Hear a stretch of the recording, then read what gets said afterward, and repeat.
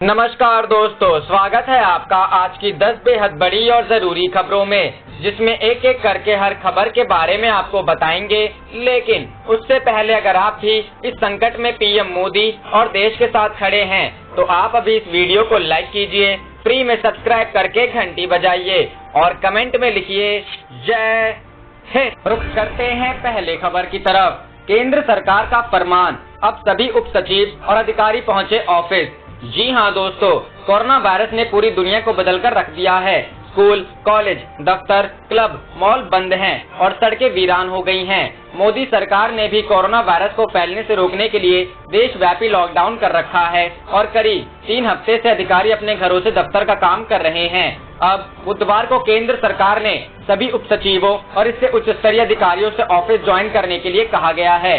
केंद्र सरकार द्वारा जारी एक आधिकारिक बयान में यह भी बताया गया कि सभी संयुक्त सचिव और इससे उच्च रैंक के अधिकारी सोमवार से अपने अपने ऑफिस से काम कर रहे हैं। बाकी 33% स्टाफ और अधिकारी जरूरत के मुताबिक ऑफिस में हाजिर होंगे। इनकी उपस्थिति लॉकडाउन को लेकर गृह मंत्रालय द्वारा जारी गाइडलाइंस के तहत रहेगी। अब केंद्र सरकार के सभी मंत्रालय, विभाग और दफ्तर में उप सचिव और उससे उच्च रैंक के अधिकारी भी उपस्थित रहेंगे।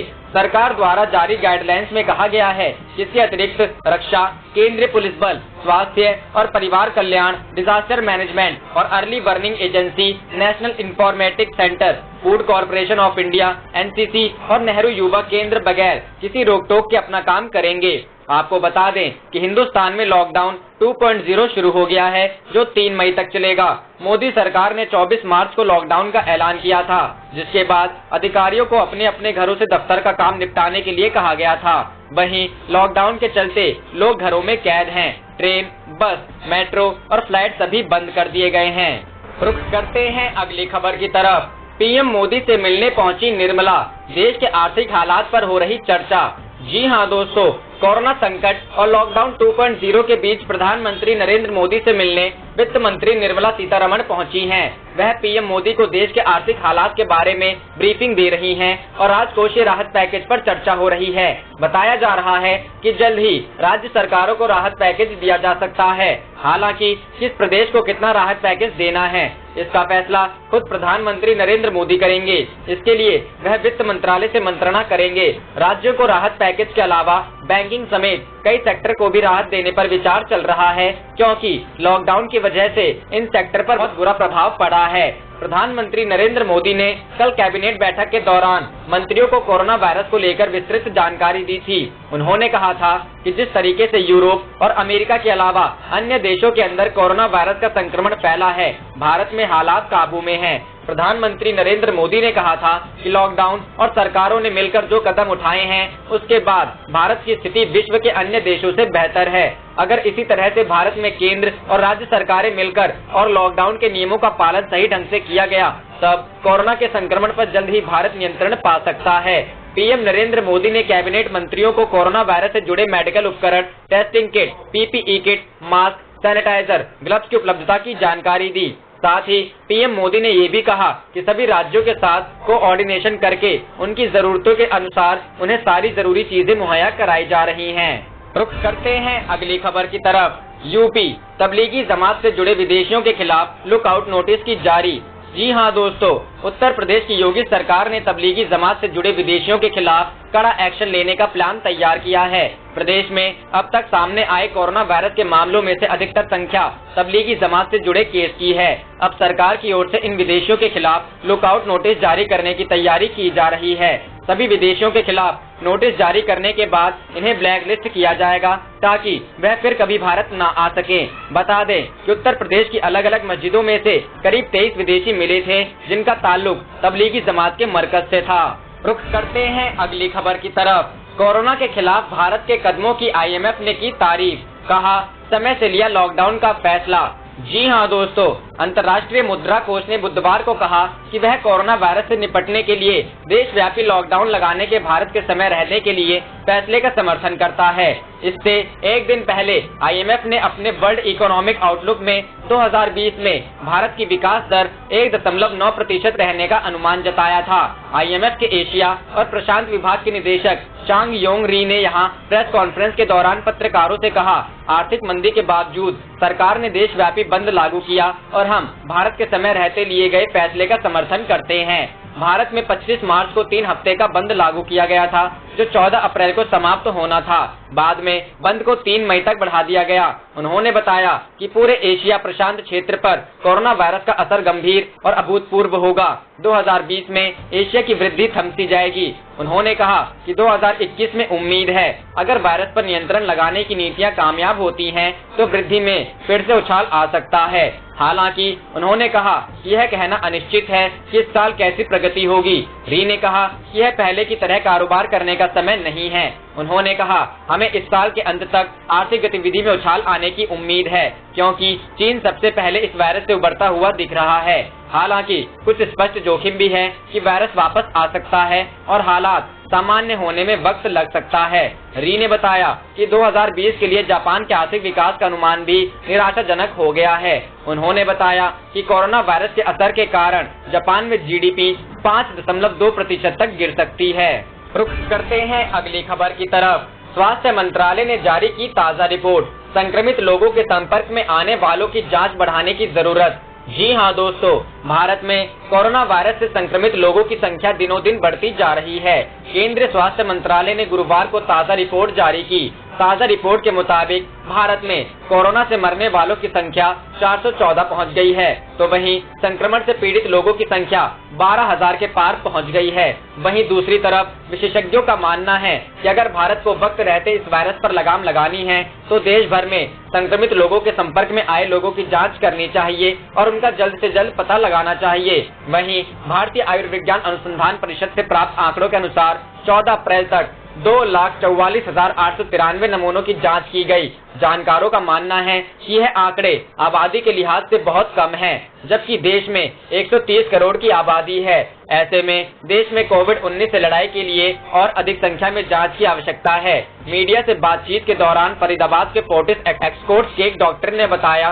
कि देश सही दिशा में जा रहा है, लेकिन यह पर्याप्त नहीं है। बातचीत में उन्होंने बताया कि हमारी आबादी के एक बड़े आकार को देखते हुए उसकी जांच कराना बहुत आवश्यक है और इसे अधिक संख्या में किया जाना चाहिए। जो लोग संक्रमित लोगों के संपर्क में आए हैं, उनका पता लगाया जाना चाहिए और उसके बाद उनका टेस्ट किया जाना चाहिए। रुख करते हैं अगली खबर की तरफ। लॉकडाउन की नई गाइडलाइन पर केंद्र ने राज्यों को दी चेतावनी, सख्ती से पालन करें, नहीं तो। जी हां दोस्तों, प्रधानमंत्री नरेंद्र मोदी ने मंगलवार को राष्ट्र के नाम संबोधन में इसकी घोषणा की थी। इसके बाद गृह मंत्रालय ने इसे लेकर गाइडलाइन जारी किया। जनता की तकलीफ कम करने के लिए इस गाइडलाइन के मुताबिक 20 अप्रैल से कई गतिविधियों पर छूट मिलेगी। गृह मंत्रालय ने सभी राज्यों और केंद्र शासित प्रदेशों से देश में कोविड-19 वैश्विक महामारी पर लगाम लगाने के लिए लागू किए गए लॉकडाउन से संबंधित दिशा निर्देश पर सख्ती से अमल सुनिश्चित करने को कहा है, अन्यथा इसमें नाकाम रहने पर 20 अप्रैल से दी जाने वाली छूट वापस ले ली जाएगी। केंद्रीय गृह सचिव अजय भल्ला ने राज्यों के सभी मुख्य सचिवों और केंद्र शासित प्रदेशों के प्रशासक को भेजे पत्र में संशोधित दिशा निर्देशों को सख्ती से लागू करने के लिए कहा है। भल्ला ने अपने आदेश में कहा, अगर बंद संबंधित किसी भी नियम को उल्लंघन किया गया तो संशोधित दिशा निर्देशों के तहत जिन गतिविधियों की अनुमति दी गई है, उन्हें तत्काल वापस ले लिया जाएगा। सरकारी और निजी क्षेत्रों में सभी संस्थाएं तथा जनता दिशा निर्देशों का सख्ती से पालन करें।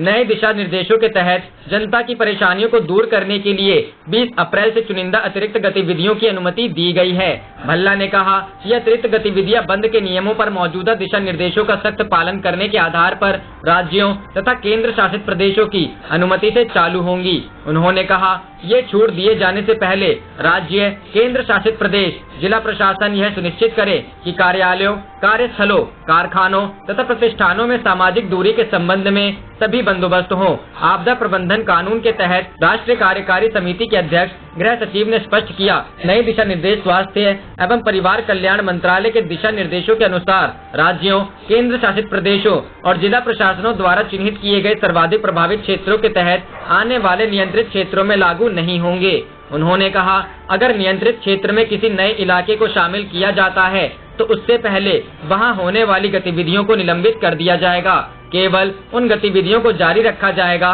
जिन्हें स्वास्थ्य मंत्रालय के दिशा निर्देशों के तहत मंजूरी दी गई है। भल्ला ने कहा कि राज्य और केंद्र शासित प्रदेश किसी भी तरीके से दिशा निर्देशों को कमतर नहीं कर सकते। हालांकि वे स्थानीय इलाकों की आवश्यकताओं के अनुसार सख्त कदम लागू कर सकते हैं। रुख करते हैं अगली खबर की तरफ। कोरोना को लेकर देश के जिलों को 3 भागों में बांटा जाएगा, स्वास्थ्य मंत्रालय। जी हां दोस्तों, कॉन्फ्रेंस में बताया कि देश भर में कोरोना के मामलों के अनुसार इलाकों को कई जोन में बांटा जाएगा। जिलों को 3 कैटेगरी में बांटा जाएगा, हॉटस्पॉट जिले, नॉन हॉटस्पॉट जिले और ग्रीन जोन जिले। राज्यों के chief secretary, DGP, health secretary, DM, ACP, SP आदि के साथ कैबिनेट सेक्रेटरी ने आज वीडियो कॉन्फ्रेंसिंग के जरिए बैठक की है। लव अग्रवाल ने बताया कि इसमें हॉटस्पॉट पर चर्चा हुई और जमीनी स्तर पर कंटेनमेंट की रणनीति को लेकर बात हुई। देश भर में 170 जिले हॉटस्पॉट घोषित किए जाएंगे। नॉन हॉटस्पॉट जिले 207 हैं। 20 अप्रैल से छूट देने की तैयारी।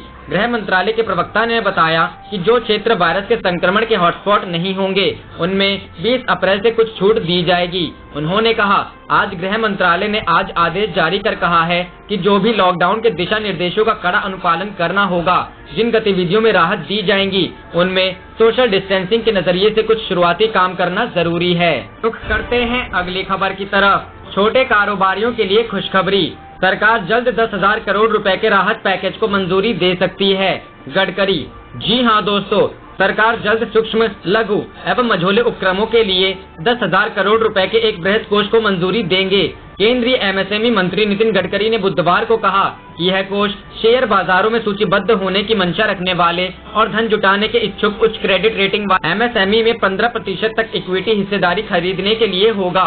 उन्होंने बताया कि अलग से भी एक योजना बनाई जा रही है जिसके तहत एमएसएमई को उनके सालाना कारोबार, निर्यात और माल एवं सेवा कर भुगतान के आधार पर क्रेडिट रेटिंग दी जाएगी। गडकरी ने कहा कि राष्ट्रीय लघु उद्योग निगम, NSIC या कोई अन्य सरकारी निकाय इस कोष का नियंत्रण करेगा। उन्होंने कहा कि सरकार चाहती है कि इस कोष के धन का इस्तेमाल AAA यानी AAA रेटिंग वाले MSME करे। MSME मंत्री ने कहा 10,000 करोड़ रुपए के कोष के प्रस्ताव को वित्त मंत्रालय ने मंजूरी दे दी है। इसे जल्द केंद्रीय मंत्रिमंडल के पास मंजूरी के लिए रखा जाएगा। उन्होंने कहा कि AAA रेटिंग वाले MSME द्वारा पूंजी बाजार में जुटाए गए धन में 15% योगदान सरकार करेगी। उन्होंने कहा कि इस कोष को जल्द मंत्रिमंडल से मंजूरी मिलने की उम्मीद है।